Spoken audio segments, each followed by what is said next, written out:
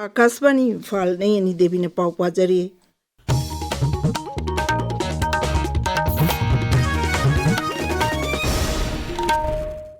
Manipur ngasi mahusagi chanabi amasung haraude ambaga loinana sajibu nongma panba chairauba pangthokli numit asi manipur gi wangmada leba manipuri singtaba mapam singdasu haraude amna pangthoknari sajibu nongma panba chairauba da rashtrapati Draupadi Murmu uparashtrapati CP Radhakrishnan amasung Pradhan Mantri Narendra Modi na miyamda yaifa paujel piri Paujel amada Rashtrapati Murmuna hai numit asina mipum khudingmakki punsida nungai yaifaba amasung anoba hapok anba oirasanu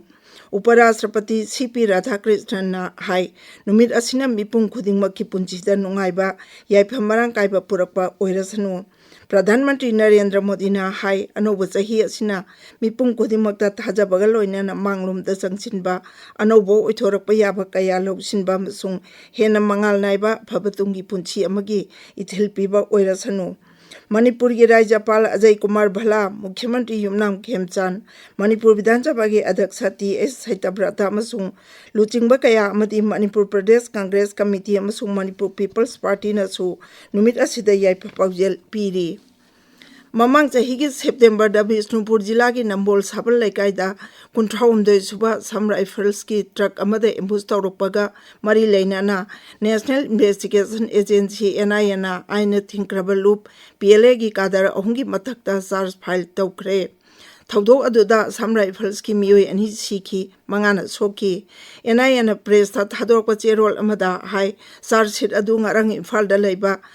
NIA ki Special Court of File Tawkibani BNS ki tongan section sing Arms Act Prevention of Damage to Public Property Act Explosive Substances Act amasung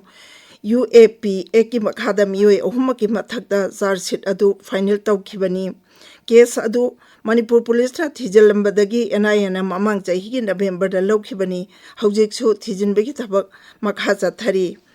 Ngaksel Mantri Rajnath Singh na hairi lebak asi ngaksel gi pothok pada MSME sing asi maru oibe yumbi ama oirakli New Delhi da ngasi National Defense Industries Conclave ta wangang bada Sri Rajnath Singh na hai Bharat ki technology ki tawngam bas sakti ngat an bada lebak asi gi entrepreneur sing startup sing amasung innovator sing na maru oibe tawdang yari amadi lebak asi gi semil on da singtaningai oina mateng pangli Mantri na hai MSME kayagi Artificial Intelligence, Automation, Robotics, amasung atai advanced technology na chingba anobalam singda kanna thabak tauri.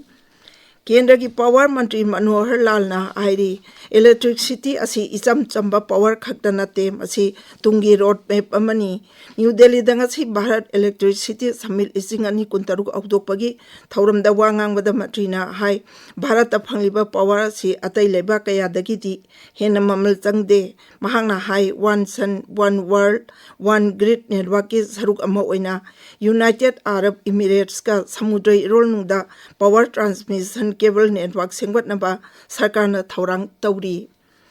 Himachal Pradesh ki Sip ki La Paz fauduna Bharat ka China ga June amadagi lalol tik tawnaba hauragani thaurang asi mai pangnaba sem sabagi thabak kana chathari Bharat China Sip ki La Trade Agreement mapung phana thabak taw onthoknaba mifam ama Kinor jila ki Deputy Commissioner na Sabhapati oiduna pangthokre